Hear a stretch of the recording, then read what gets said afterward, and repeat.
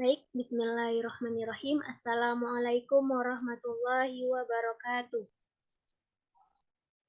Waalaikumsalam warahmatullahi wabarakatuh. Nah, di sini saya sebagai moderator dari jalannya diskusi tentang perjalanan ibadah haji dan umroh. Lebih jelasnya akan dijelaskan oleh Saudari Kemuning Sari. Kepada saudari, saya persilahkan. Baik, terima kasih moderator yang telah memberikan saya kesempatan untuk menyampaikan materi. Materi pada kesempatan kali ini yaitu tentang perjalanan ibadah haji dan umroh. Adapun dalam melakukan perjalanan ibadah haji dan umroh, ada beberapa hal yang perlu disiapkan oleh para jemaah haji maupun umroh, yaitu yang pertama persiapan mental dan fisik.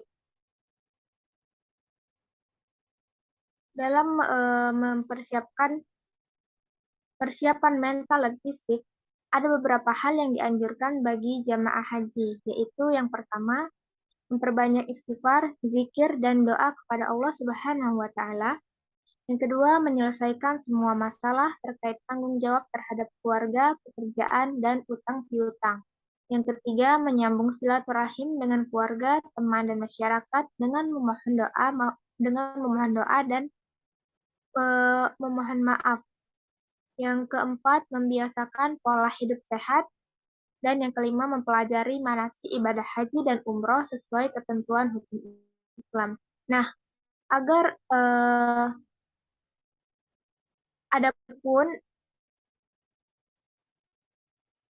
agar bekal yang dibawa jemaah haji penuh berkah dan hajinya mabrur, maka jemaah haji dianjurkan yang pertama yaitu untuk mempersiapkan bekal yang cukup sesuai kebutuhan selama perjalanan.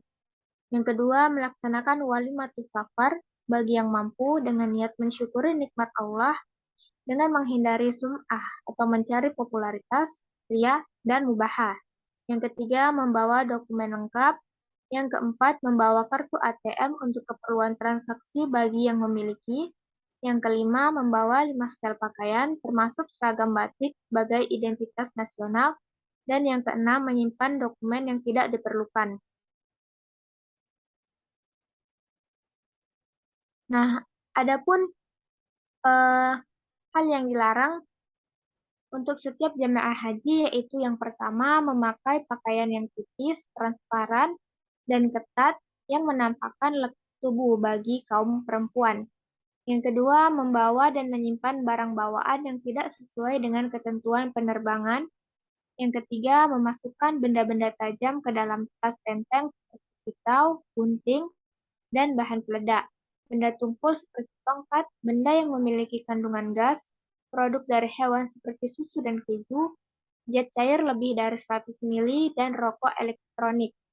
Serta yang keempat, menyimpan uang di dalam tas koper karena kemungkinan besar akan hilang. Selanjutnya,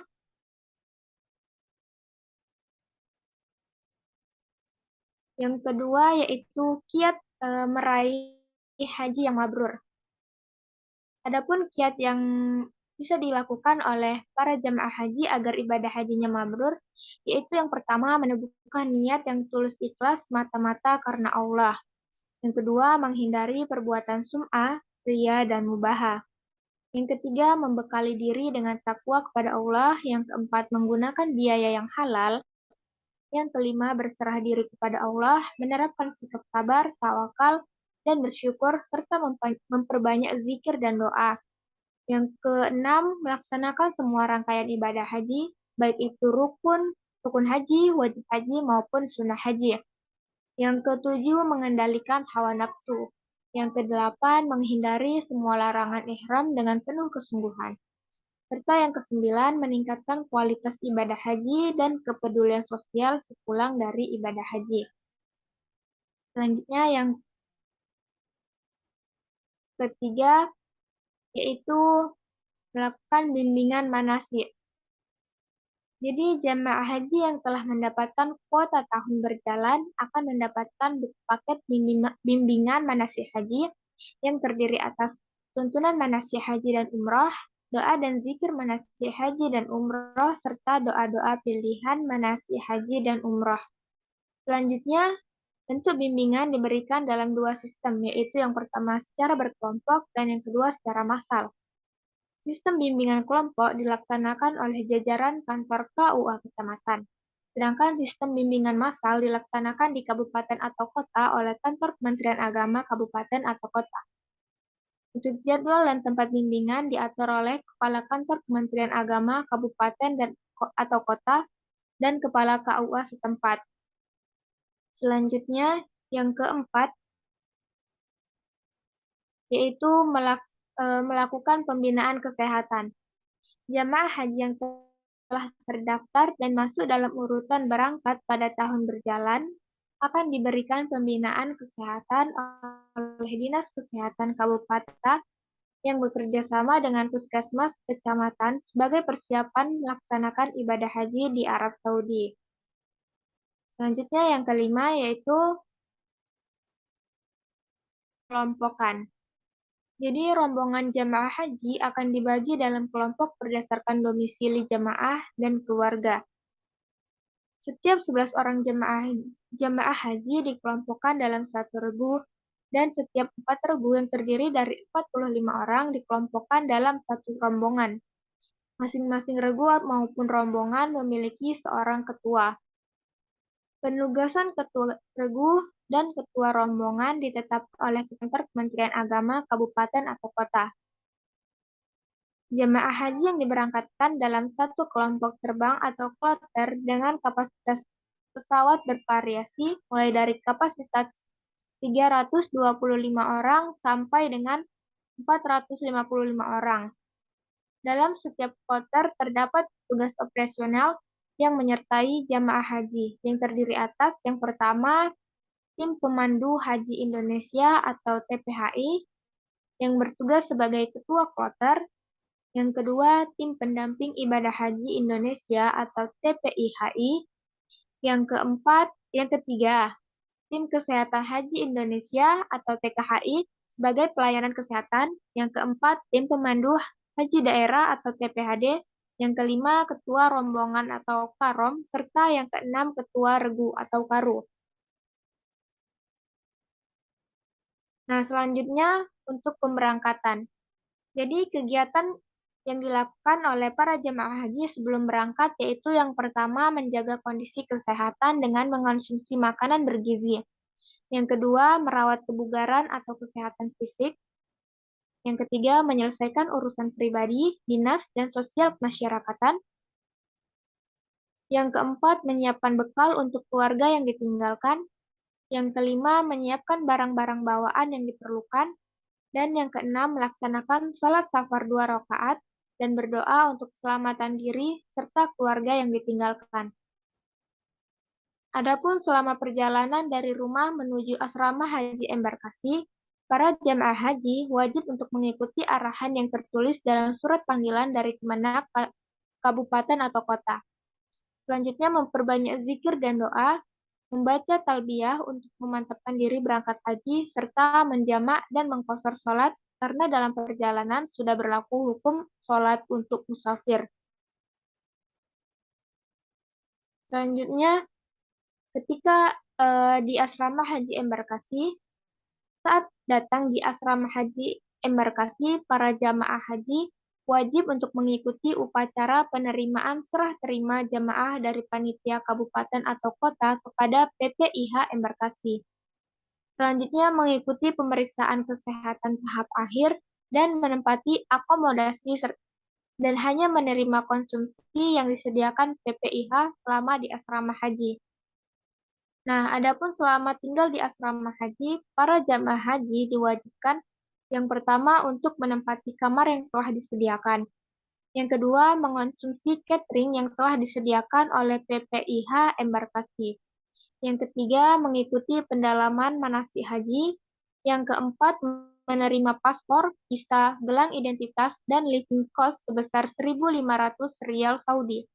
Yang kelima, mengecek kelengkapan dan kesesuaian serta memastikan dokumen agar tidak tertukar. Yang keenam, menjaga barang berharga. Yang ketujuh, menjaga ketertiban dan kebersihan diri serta lingkungan.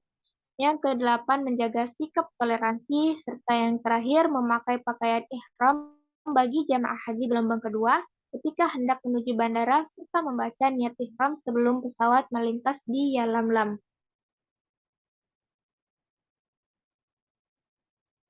Nah, selama menetap di asrama haji embarkasi, jamaah haji dilarang yang pertama untuk membuat kegaduhan dengan keluar masuk asrama haji sembarangan demi menjaga keselamatan, ketertiban, dan kesehatan jamaah haji sendiri.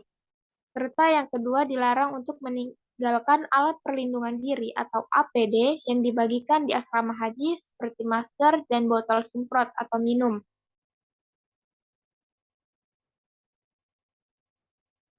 Selanjutnya, saat berangkat menuju bandara embarkasi, para jamaah haji dianjurkan untuk yang pertama menaiki bus dengan tertib dan teratur sesuai dengan regu dan rombongan. Yang kedua, memperhatikan tas kentengan dan tas paspor agar tidak tertinggal, serta membaca doa.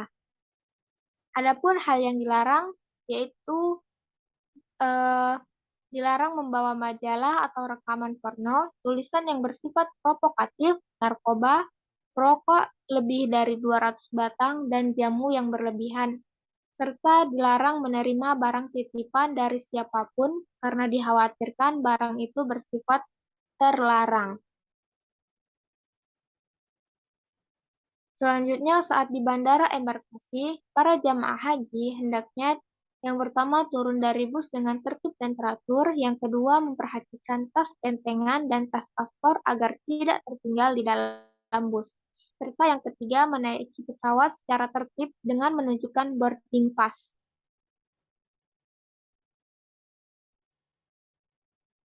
Nah, selanjutnya yang keenam, ketika di pesawat terbang, para jamaah haji hendaknya yang pertama itu mematuhi petunjuk yang disampaikan awak kabin atau petugas kloter. Yang kedua, menyimpan tas dan tengan di tempat yang telah disediakan di kabin. Yang ketiga, menggunakan sabuk pengaman dan duduk dengan tenang. Yang keempat, memperbanyak zikir dan doa, serta membaca ayat-ayat suci Al-Quran. Yang kelima, memperhatikan tata cara menggunakan WC. Yang keenam, melihat petunjuk jika hendak membuang air besar maupun air kecil. Yang kedelapan, bersuci dengan cara tayamum. Yang kesembilan, membersihkan kloset dengan cara menekan tombol yang bertuliskan push setelah selesai buang air besar maupun air kecil. Yang kesembilan, menjaga pakaian yang dikenakan agar tetap bersih dan suci selama buang air besar atau kecil. Yang kesepuluh, memperhatikan ceramah pembimbing dan menonton film manasik yang dipertunjukkan. Serta yang terakhir, menghubungi petugas kesehatan jika ada jemaah yang sakit. Nah, adapun selama dalam penerbangan, jamaah haji itu dilarang untuk yang pertama membuat kegaduhan, berjalan hilir mudik kecuali jika ada keperluan. Yang kedua, dilarang merokok dan mengaktifkan handphone, serta yang ketiga, dilarang untuk berwudu di dalam toilet. Baik, sekian yang dapat saya sampaikan. Saya kembalikan kepada moderator.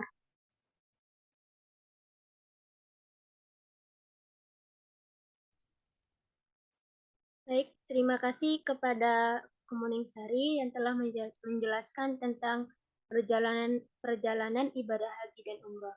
Saya sebagai moderator mohon undur diri. Mohon maaf apabila ada kekurangan dan kesalahan. Billahi taufiq wal hidayah. Wassalamualaikum warahmatullahi wabarakatuh.